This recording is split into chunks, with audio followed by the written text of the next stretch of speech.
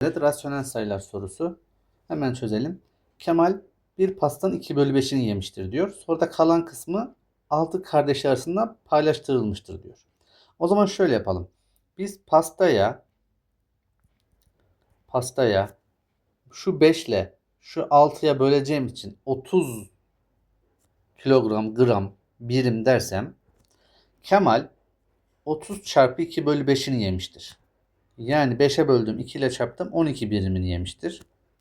Geriye, çünkü kalan kısmı diyor. Geriye 30'dan 12 çıkarırsam 18 birimlik pasta kalıyor.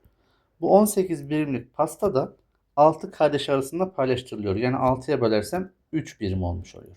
Demek ki bir kardeşi 3 birimlik pasta yemiş. Kemal de 12 birimlik pasta yemiş. O zaman kardeşi Kemal'in kaçta kaça kadar pasta yemiş oluyor? 3/12'den 1/4'ü kadar yemiş oluyor.